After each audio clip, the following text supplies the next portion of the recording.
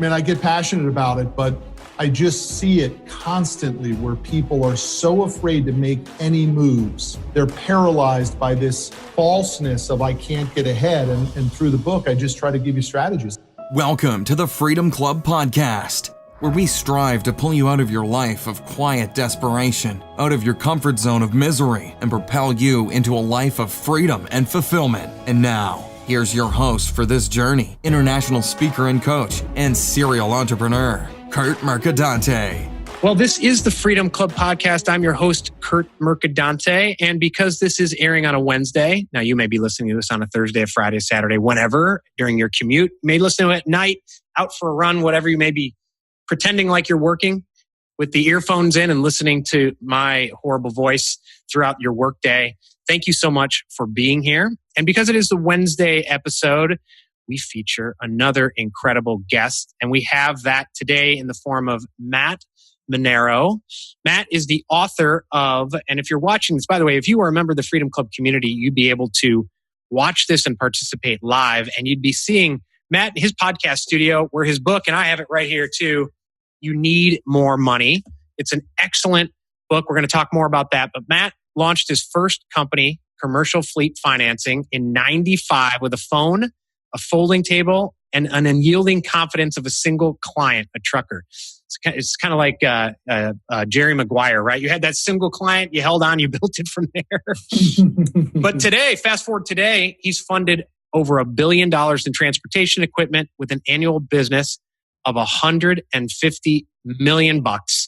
10,000 clients you've served, all sorts of awards, Forbes, Overdrive Magazine, Transport Topics. I mentioned the book, You Need More Money. He also published his first book, The Grit, in 2015. And most importantly, you're married to your wife, Rocky.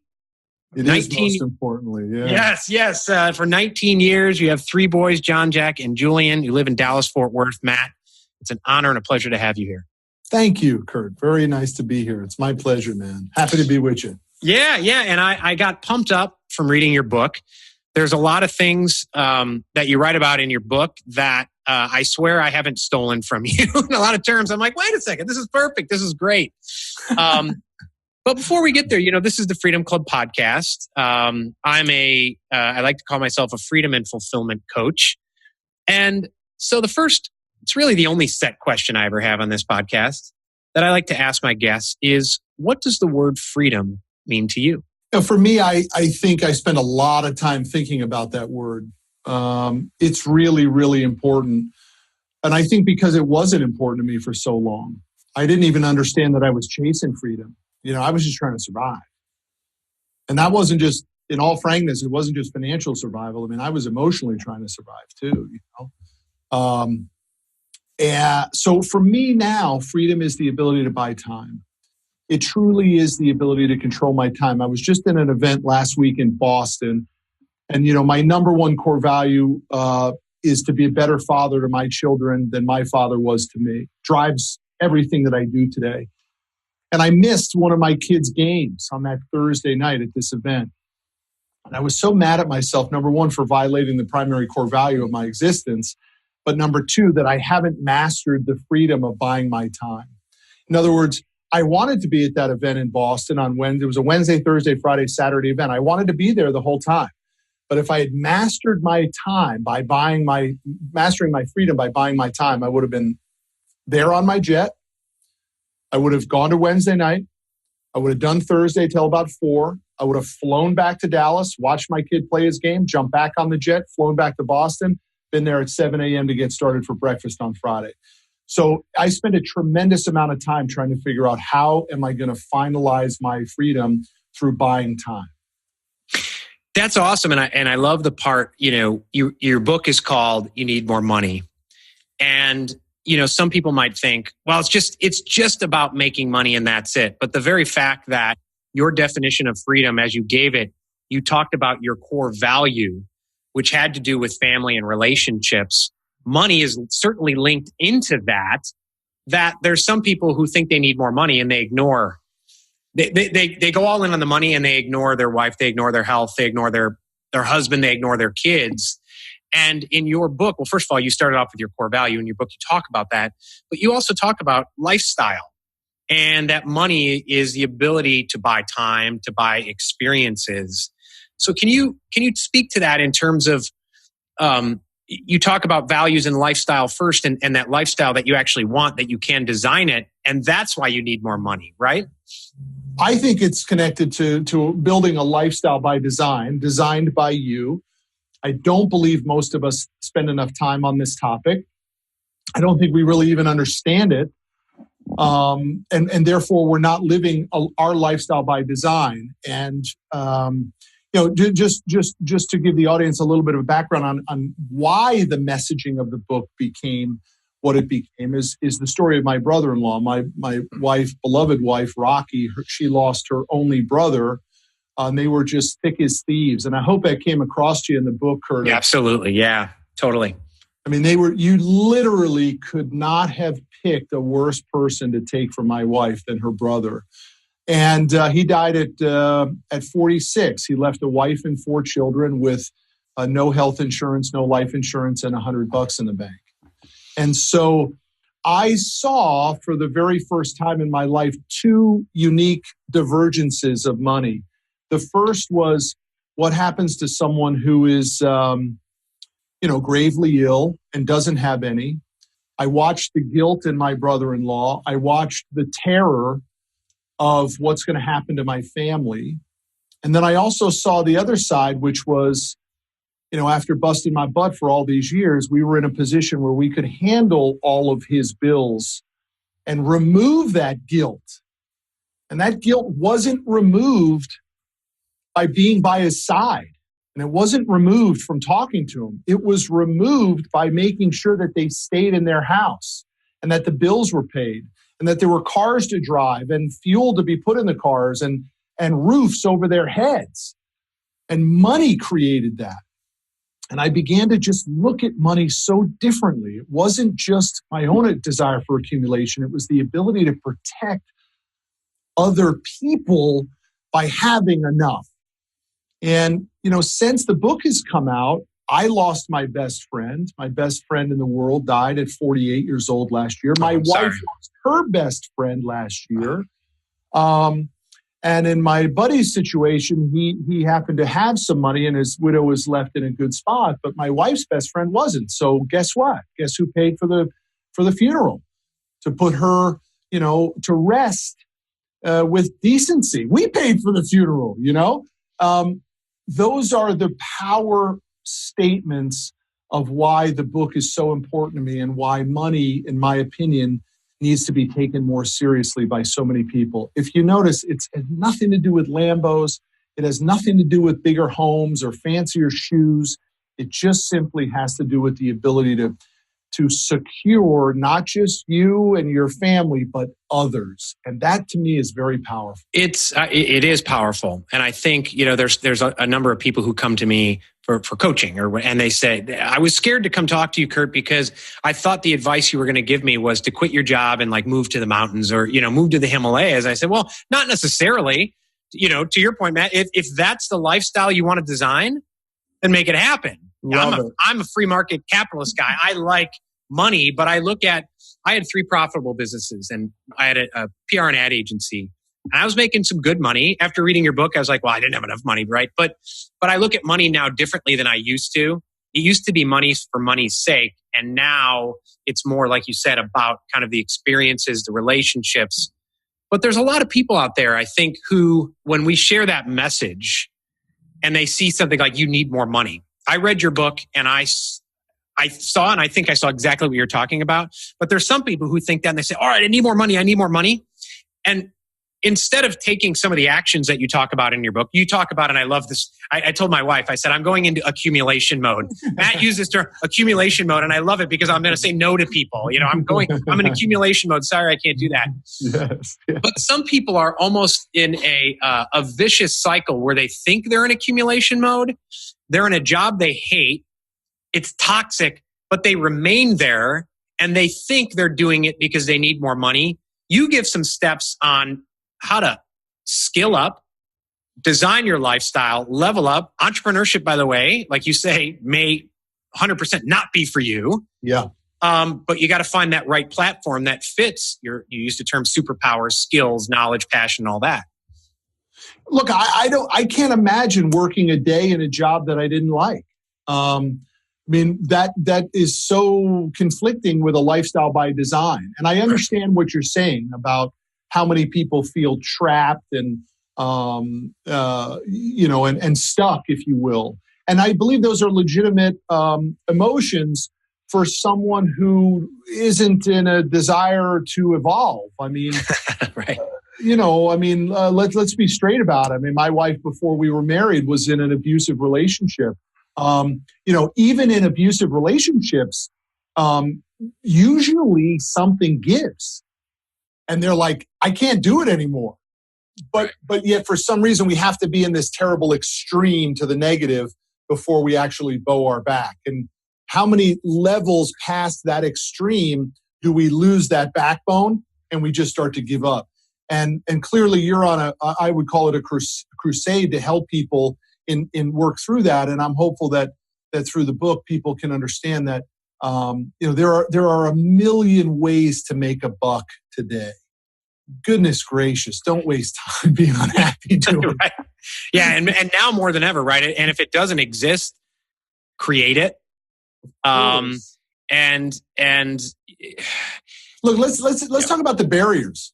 Yeah. Google and Apple comes out last week and says they're dropping the college requirement to go work at Google and Apple. So let's just chalk up entrepreneurship or corporate America for giving us one more way to drop barriers and make it almost impossible to not achieve success. Now, if I was a college professor, I'd be very nervous about that news. And, they actually gave more commentary on it. And they basically said, we can't wait for the 4-year degree because our business changes so fast now that what you're learning in school won't apply 4 years. We'd rather you not come to us and let us put you through our own internal university. I mean, that to me is incredibly exciting for a kid who was like, wait a minute, my parents don't have any money for college. I don't have any money for college. So now what am I going to do? I watch all my buddies go off to school. My choice is go get a crappy job or go to the service. Oh, wait a minute. Google and Apple said I don't need it anymore? We're in incredible times now, Kurt, in that regard. Yeah, I mean, here in South Carolina, Boeing is here with 8,000 jobs, and they've worked out a thing with the community colleges. If you want to build an airplane, you can go right to the community college for free, come out making 50 or 60 grand. You work there for 2 or 3 years. They pay for your degree. A friend of mine, I had him on here last year. You might have heard of it, Praxis. They're a startup, an apprenticeship startup. They have 98 startups. If you go through their boot camp, it's a 6-month boot camp. You go through, they teach you how to blog, how to do a podcast, how to write, how to do customer service calls. Then you have these startups competing for you to apprentice for the next 6 months. It's $11,000 tuition, but then you get paid $14,000 back by the company. So you make $3,000. You don't have student debt. The number one impediment, parents, because they still have it in their head that you need the piece of paper. Yeah. And so, but to your point, it's when you have this bubble, not just the bubble of people coming out, spending 4 years drinking and hooking up, and then not having a job, but this severe financial bubble. It's, I think it might make the housing crisis look like a cakewalk when the student loan bubble bursts. And then Google and Apple do this. I think you're exactly right. Professors, the establishment of higher education should be very worried. Absolutely. I mean, the world is changing in front of our eyes at light speed. Now, listen, that doesn't mean that it makes it easier for you to not achieve. College is a level of achievement. And I know a lot of people that haven't gone to college. Look, I went to a crappy college. I went to school to be a chef, so it's not much to brag about. But at the cocktail party, at least I can say I did go to college. And I know a lot of people, even highly successful people that didn't go to college, and it's still a little bit of a scarlet letter for them. And whether that's legit or not, I don't know, but they kind of feel that way. I think some of them wish they could answer that question, even if it was, well, I went to Johnson Wales to be a chef, right? It's better than not. But there is a requirement of achievement, whether you get your 4-year degree, a 2-year degree, or 5 or 6-year degree, whatever. you still have to achieve in your life. And what I've learned is the richest people don't give a darn where you went to school. The meetings that I've been in with it never starts with where did you go to school. We might think in our mind that's how the meetings go, but trust me, when you're in those meetings, that question never comes up. By the way, Johnson and Wales they have a place there. They used to. So Johnson and Wales was here for years. It's the reason we have like more 4-star restaurants per capita, in a small city, but they left maybe 6 years ago and went to Charlotte. Oh. But a lot of the chefs remained, and that's why we have so many incredible restaurants here. But I was reading that. I was like, oh, yeah, okay, there's another connection. By the way, it's the only school I got into. My father never once talked to me about college. I mean, the amount of time my wife and I speak with our children about what are you going to do with your lives, my father never talked to me one time about it. Never, ever, ever was discussed in our household. Interesting. Well, we talked about someone who is, you talked about someone who might be, well, you brought up abusive relationship, right? And there's some people who they're kind of like self-abusers, the people who stay in that. You talked about it. If someone's pushed far enough, right, and they're beaten, sometimes they fight back. But Henry David Thoreau talks about a life of quiet desperation. Sure. I like to call it a comfort zone of misery, which can also almost be more dangerous because it's not loud enough to force you to change. You just kind of live there. And some of it, you talk about risk tolerance in the book. And what is your risk tolerance? And it's funny, you tell the story about the guy who was talking to you about subprime, and his risk tolerance, his definition was much different than yours. But for someone who reads the book and doesn't have a lot of money, and they've kind of been trapped in that vicious cycle, and they don't like their job, but they're afraid to skill up, they're afraid to move up because of their risk tolerance. What do you tell someone like that?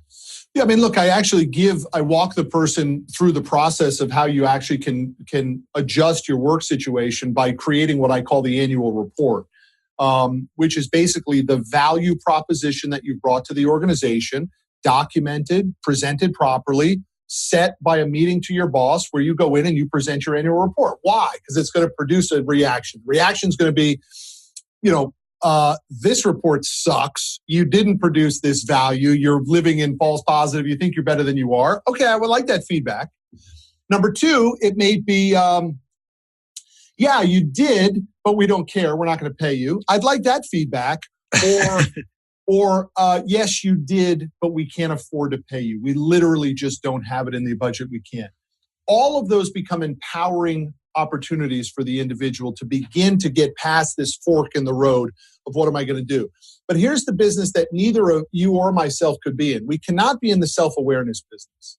I mean, the individual must be self-aware enough to say, I'm sick and tired of being sick and tired.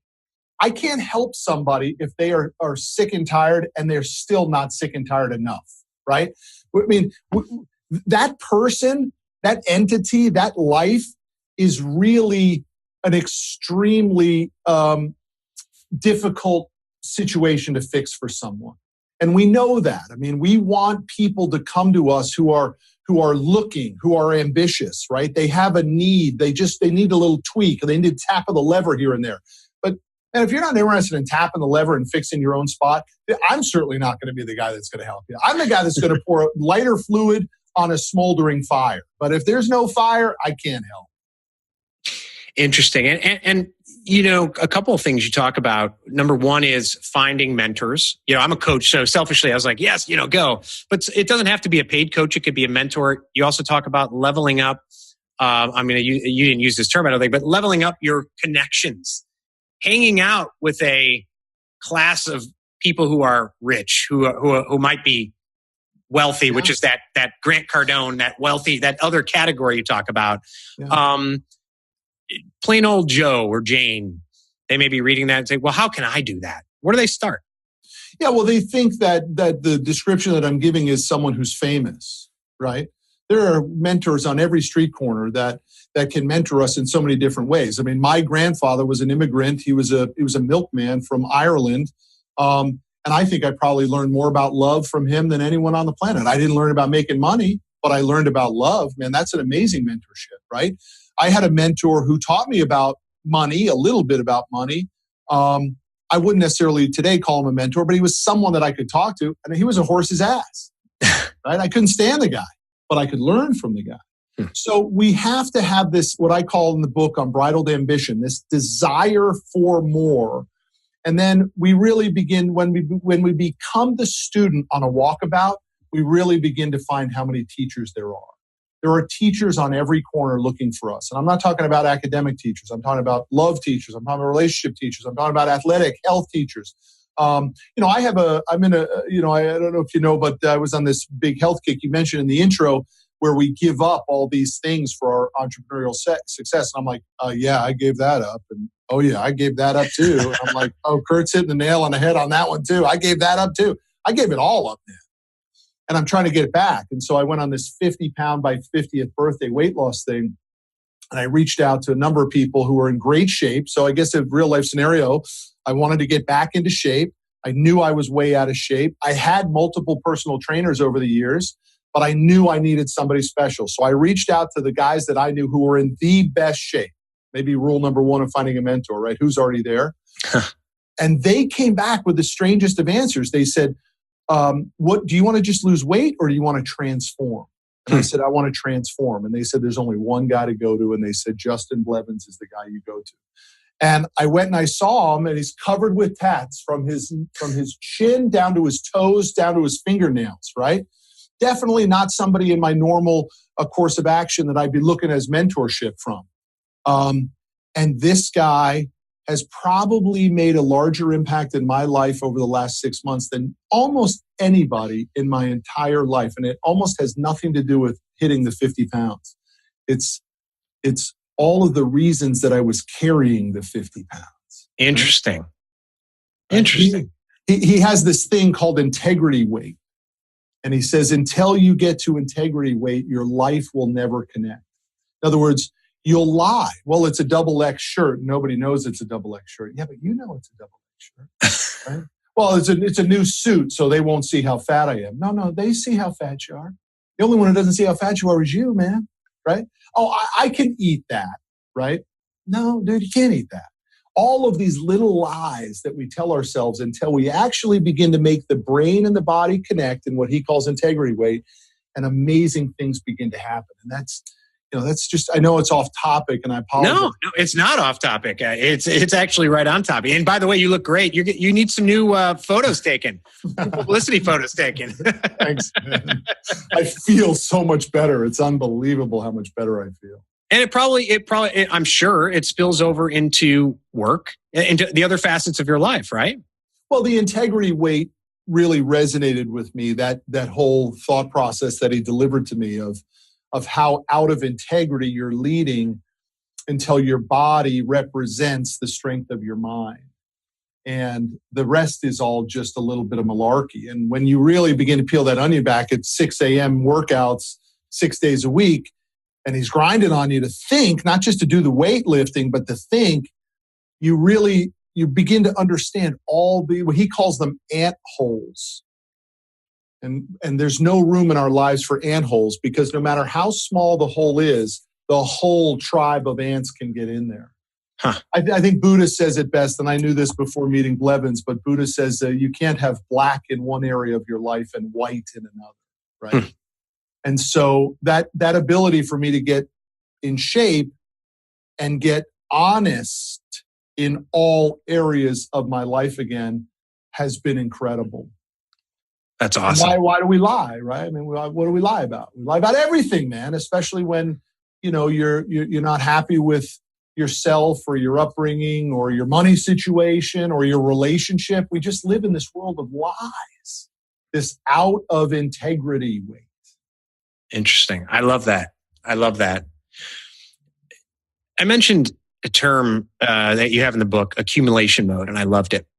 And I want you to talk about that a little. I'd like you to talk about that a little bit, but also the kind of the fine line that exists, because you also talk about at the same time when you didn't have much money, you spent $2,000 on a conference. Now you talk about you didn't take full advantage of that conference, but you were also doing things to invest. So can you please talk about accumulation mode, what that is? And if there are certain things during accumulation mode that you should be investing in, because some people, I assume, go into accumulation mode and then don't invest in bettering themselves, don't invest in meeting the higher level people that you talk about. Yeah. So thanks for, I love to get a little technical so the audience gets some real takeaways here. It's great. Absolutely. I have 3 phases of wealth in the book. The first I call broke. The second is accumulation. The third is rich. I don't spend much time in the book talking about the fourth, which is wealthy. Wealthy is described as indestructible wealth. That's Rockefeller wealth. That's Carnegie wealth. That's Gates wealth. Regardless of whether 2 planes hit skyscrapers or what the Fed does with interest rates, they don't care. Right? Right. But for the rest of us, that's a huge pipe dream. But I do believe that rich is capable for just about everybody. But broke, and I went so far as to begin to define what I consider to be broke and accumulation and rich. Broke is if you have less than $50,000 liquid cash in the bank. And I think a big question that we all have around money is, how much am I supposed to have, right? Am I supposed to have 6 months? Well, I don't know if I need 6 months. Well, if I got my 6 months, then how much am I supposed to have, right? And how do I know when I'm supposed to start investing versus just saving? And if I got to invest, what do I do with it? And so I think it was important to give real definitions that mattered to me. Someone might disagree with it. Great. I'd love to debate it.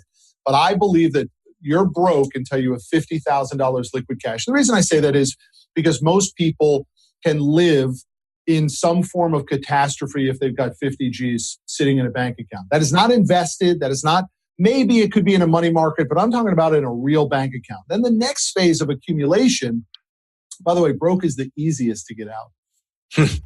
People will get out of broke much easier than they get out of accumulation because, broke is just reducing spending a little bit. Broke is getting a raise. Broke is focusing on money a little bit more. Broke is just showing a little bit more discipline to get that dollar amount up. Accumulation is where it really matters. It's this stack and rack place. And it begins when we create 2 bank accounts. And this is absolutely vital for people to understand. They must live with 2 bank accounts. The first is the operating account in which all the bills get paid out of. Everything else must go into the reserve account, the second bank account. I have some definitions of how you set it up. Number 1, it must be at a different bank account. Cannot be at the same bank as your operating account. It's too easy to transfer money back and forth. Number 2, there must be no check writing against it or debit card or credit card against that account. And number 3, it must be very difficult to get your money. So my reserve account is at a 2-branch bank. They are only open Monday through Friday, 9 to 5. And it's a bitch to get my money. In other words, if I want to hit that reserve account, I and the bank have made it difficult for me to get that money. And it causes me to think and slow me down and say, do I really want to hit that account? And I cannot tell you how many times that reserve account has opened up doors for me, because the next phase of accumulation is when you begin to work your network and you begin to come across deals. When you move up the food chain, there are opportunities that don't come along unless you're looking for them. And those deals, in my experience, come along in about $100,000 increments. So let's say you want to be an LP, a limited partner in a real estate deal. Or let's say you want to be an angel investor or a private equity investor. Those deals don't come along for your $10,000 investment, because the players don't want to jack with $10,000 when they can jack with $100,000 investment. And I can tell you, countless times, Kurt, those deals have been uncovered when I say, well, sure, I could do the 100. They're like, oh, really? Cool. Well, now we can talk. But if I came into that deal and said, well, I'm good for 10, they'd be like, yeah. Let me know if you know anybody who's got 100, right? Because 10 doesn't get you in the door. My other experience with that is that the less than 100, there's not enough attention on the deal. It's throwaway money for a lot of people. But once you get to 100, I don't care how much money somebody has. Everybody's, back perks up just a little bit at 100. And they're like, well, wait a minute. Let me know a few more details of this one, because I want to know who I'm doing business with. Give me the deal. I want to understand the financial statements. They put more attention on it, which then drives the quality of the transaction. I love the reserve account. making it a bitch to get to it. I think it's Sean Acor who has the book, The Happiness Advantage. He talks about something called the 20-second rule. And I don't know if it's just his anecdotal. I think there's actually a study on this that for simple tasks, if you put a 20-second barrier on it, so the example he gives is the remote control. He takes the batteries out and puts them in a different room. He said it's just such a pain in the ass to do it that he just goes and reads a book instead. And I've actually talked to people about this if they are so distracted by Facebook or their phone during the day, it's, take the batteries out, or if it's an iPhone, just put it in the other room and turn it off, something like that. So that's an incredible. I love that. I mean, that's more like you're talking about like a 48-hour rule, right? It's just difficult enough that it's like, I'm not going to take the money out of it. Yeah, it has to be difficult. Otherwise, we tap into it. And then what ends up happening is, is whatever our terminology of how long it takes to create a habit, 21 days to create a habit, whatever that is. But my point is that you begin to get so powerful from that reserve account. Like that reserve account for me is sacred. Like there has to be the worst of the worst thing happening before it even enters my mind that I would go there for that money. And that's the level of discipline and intensity that people need to have in accumulation mode. And for most of us, it needs to go on for a while because it really is this ability for us to stack and rack cash to put us in a power position financially. I don't say in the book what someone should use their accumulation mode for. If they want to, I'm perfectly fine if they want to go and invest in an index mutual fund, knock yourself out. As you know in the book, I'm like unbelievably relentless about getting insurance. Insurance is an incredible way to hedge a person's brokenness because there's a lot of people who are broke and they're saying, well, I have no chance, right? My family's, no, it's not true, man. For about $50 a month, Google term life insurance in your town. And for about $50 a month, you get a $100,000 policy. Do you know what would happen if my brother-in-law had a $100,000 term life insurance policy upon his death? Everything would have changed for $50 a month. So what does $100 a month get you? What does $200 a month get you? Maybe literally for $200 a month, maybe you could have $1 million term life insurance policy. And now, did you just change your mindset from being broke to being empowered if something happens to you? Now you can go for it, man, because if you get hit by a bus, your wife gets $1 million. Yeah. Yeah. So I know, I get passionate about it, but I just see it constantly where people are so afraid to make any moves that literally they're paralyzed by this falseness of I can't get ahead. And through the book, I just try to give you strategies. Listen, for $50 a month, go get term life insurance. And your power channel will turn instantaneously, especially when you go home and tell your spouse, your loved one, hey, baby, I just took care of you. Well, how'd you do that, honey? We're broke. No, I just took out a life insurance policy. You're going to make $150,000 if something happens to me. You might get lucky that night, man. Yeah. You watch your back, right? Who knows what might happen? Depends on your relationship. What's the barrier? Share with everyone the barrier, the boundary line between accumulation and rich. Yeah, that's a tough question. I do in the book talk about it. I throw out the number of $5 million as a net worth in which I would determine someone moves from accumulation to rich. However, that's just my version of it. I know a lot of people. We have a client here at Commercial Fleet who drives a truck for 6 months out of the year and surfs in Costa Rica 6 months out of the year. He doesn't have $5 million, but he'll fight you tooth and nail that he's rich. And I actually would agree.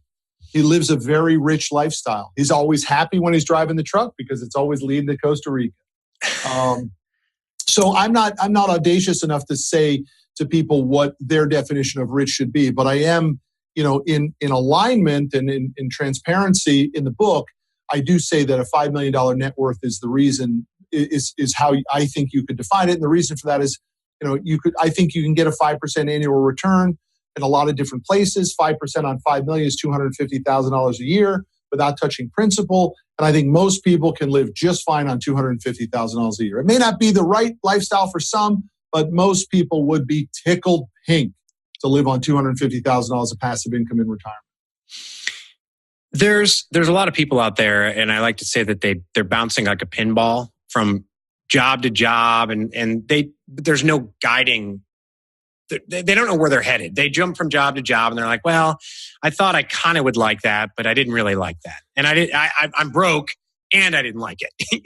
There's some people who are making some money, right? Again, and they reach a wall where they're like, "What's it all about?"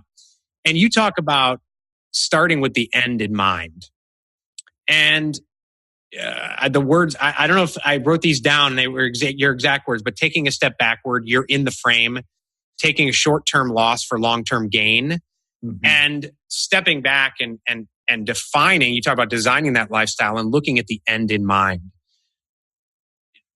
You talked about, if someone doesn't have that fire, you're not going to start it for them. Someone's reading the book, someone's listening to this.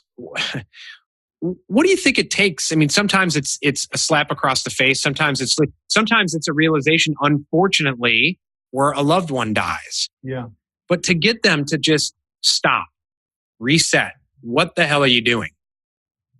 What does it take sometimes? Well, I have a very low bar for what someone's level of fire is, right? So if someone's listening to our podcast, they have a level of fire. If they got the book, they have a level of fire. It still may not be the level that is going to move mountains or change overnight, but they are in the game of moving the ball down the field. So, all it takes is a spark, right?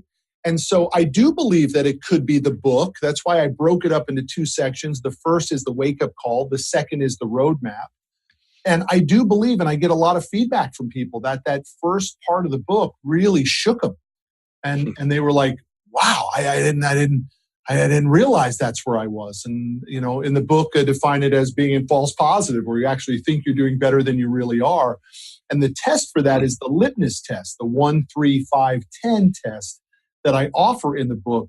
And again, Kurt, all this stuff, and I know it's, can be treated as simplistic, but I was always looking for this stuff. Like, I didn't know where to find a litmus test that told me, where am I? How am I doing in my 20s or my 30s or my 40s? I knew I was busted broke in my 20s and for most of my 30s. I got that. But how far broke was I? Where am I? How far behind I am? Because, winners find a way to win. And what we need is the right hill to climb. And most people will climb the hill if it's there in front of them. I really believe that. People do want to achieve.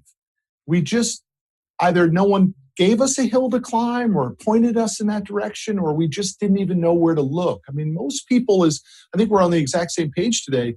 Most people are lost. They're looking. Yeah.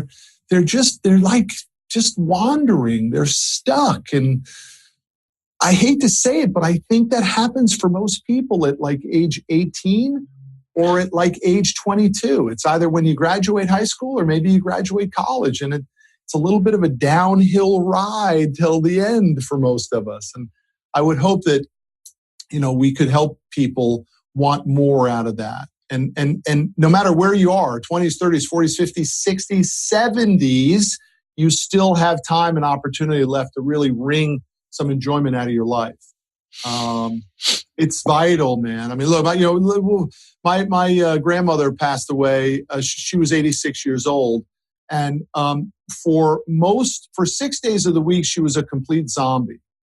But on Wednesday night, about 8 o'clock, when she knew that she had bridge with her girlfriends on Thursday, man, she became sharp as a tack. And she was sharp on Wednesday night, and she was sharp on Thursday till the girls left, and then she turned into a zombie again. Dude, it's inside. We just need the spark, but it's inside of us. And what I love, if for anyone listening or watching who has not read the book, there's a lot of books out there by quote unquote gurus that have a lot of platitudes and kind of broad brush strokes, right? You, like you've said here, you provide, there's the wake up call, but you do provide a roadmap and like the level of detail, defining broke, defining rich, defining accumulation mode, the life insurance that, step by step on how to do it. It's a guide. It's not just a book that, some celebrity businessman wrote as a vanity product. So, or project. So definitely pick it up. The one story that, a number of your stories spoke to me. Doesn't necessarily have anything to do with money, but maybe it does.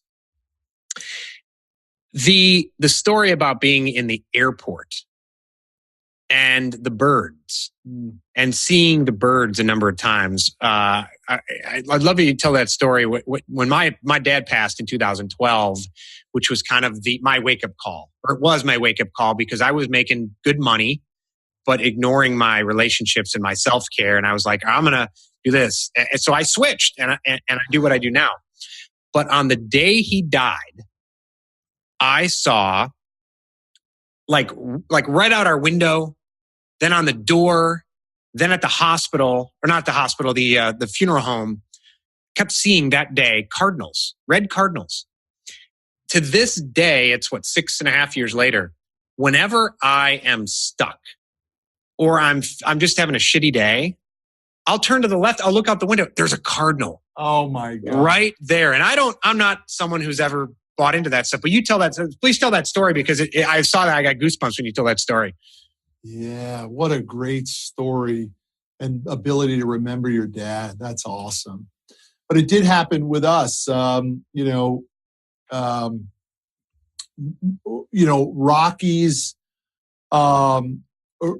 life was shattered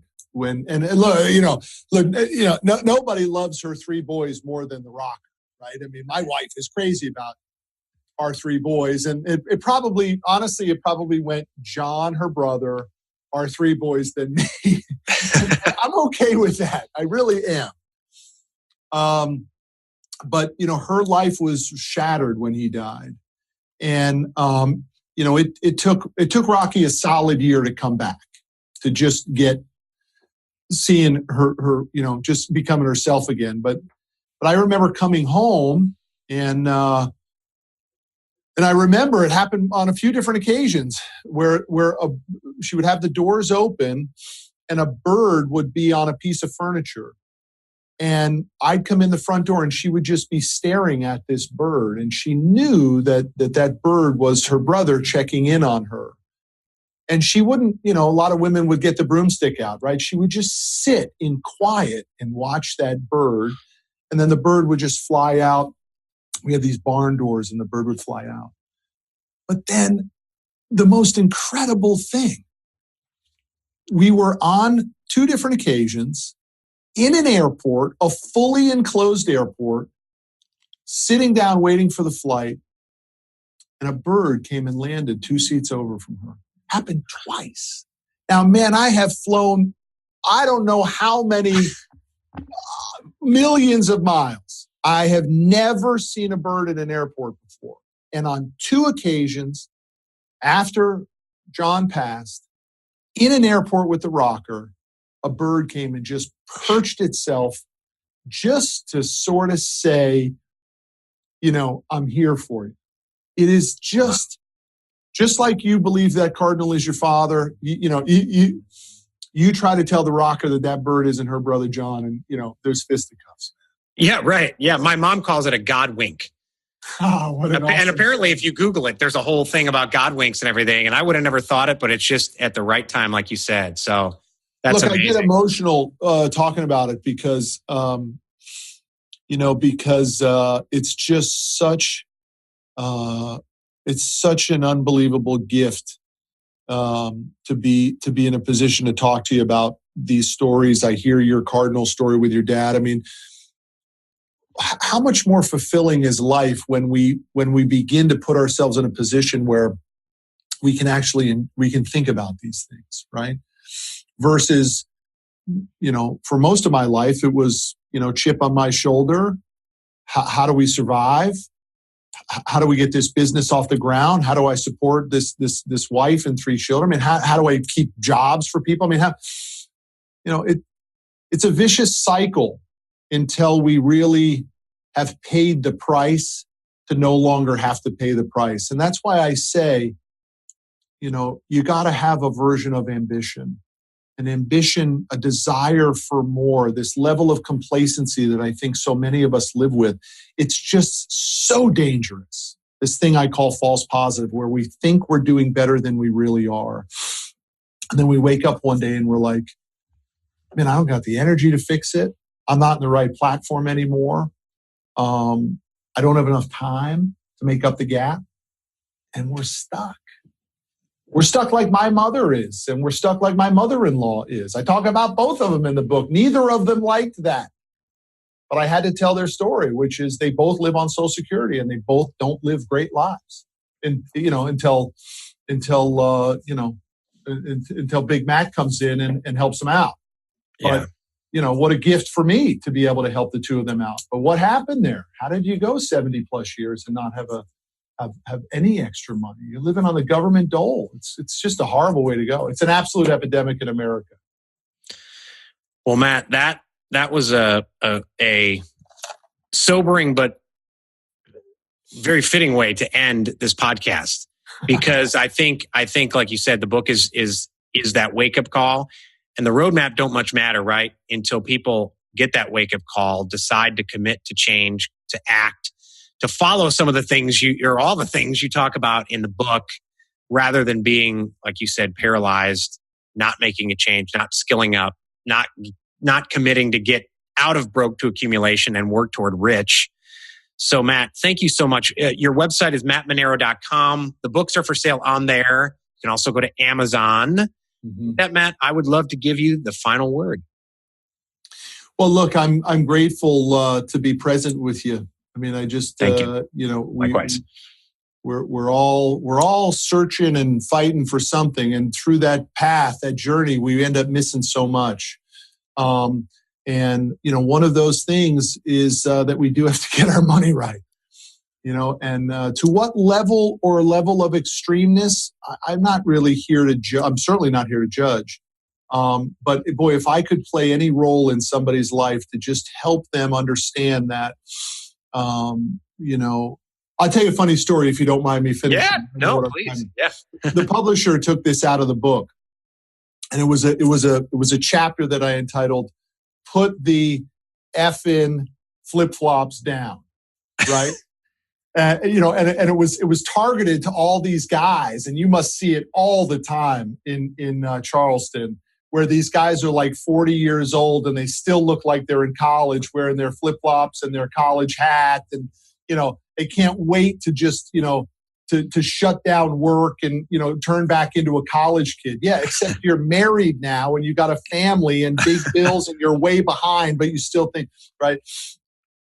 I just think people need to stay incredibly focused on their wealth accumulation until you don't have to stay focused on it anymore. And the problem is most people aren't spending any time on it, right? They will spend more time planning the 1 week vacation than they will their financial plan. And it's truly devastating if we don't get this right. And if you're too selfish to not do it for yourself, do it for the other people that are left behind.